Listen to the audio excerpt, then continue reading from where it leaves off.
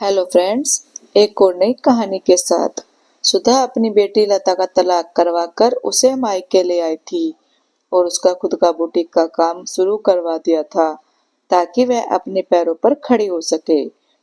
क्योंकि सुधा को पता चल चुका था कि उसकी बेटी लता की ससुराल में समझौते करके रिश्ते निभाने की कोई गुंजाइश नहीं है और अपनी बेटी की जिंदगी समाज के डर से बर्बाद करना उसने मुनासिब नहीं समझा।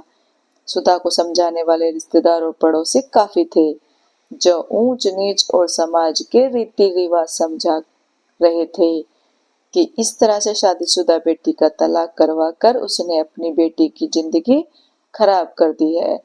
सुधा का बस एक ही जवाब था, मुझे मेरी बेटी प्यारी है।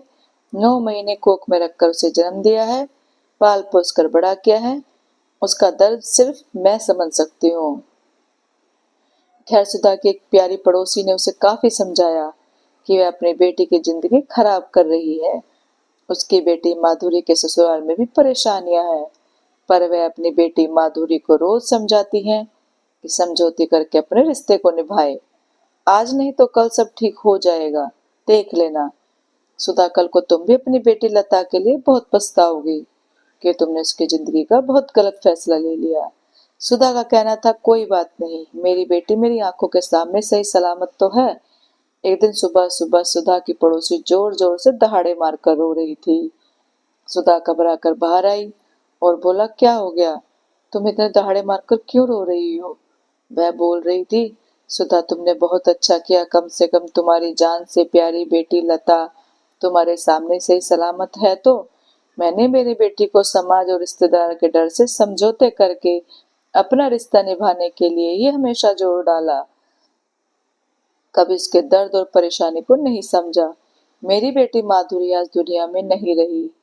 अपनी जिंदगी से परेशान होकर उसने आत्महत्या कर ली। उसने आत्महत्या नहीं की सुधा, उसकी मौत की जिम्मेदार मैं हूँ। बहुत बार उसने मुझसे कहा था, माँ मुझे जबरदस्ती के रिश्ते से छुटकारा दिलवा दो। यहाँ मुझे कोई अपना नहीं समझता, बहुत नरक का जीवन जी रही हूँ, लेकिन मैं माँ होकर उसका दर्द नहीं समझ पाई, या समाज के डर से समझकर भी नासमझ बनी रही।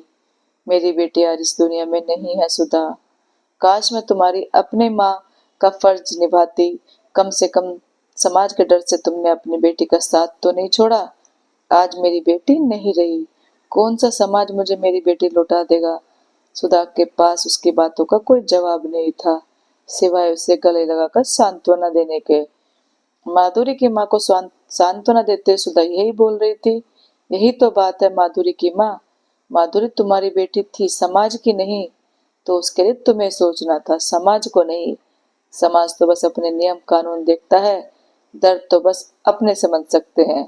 तुम्हारी जवान बेटी इस दुनिया से चली गई, इसका दर्द सिर्फ तुम समझ पाओगी, यह समाज नहीं है। यह सब सुनकर लता को भी रोना आ गया, लेकिन उसे अपनी माँ पर आज भी गर्व हो रहा था।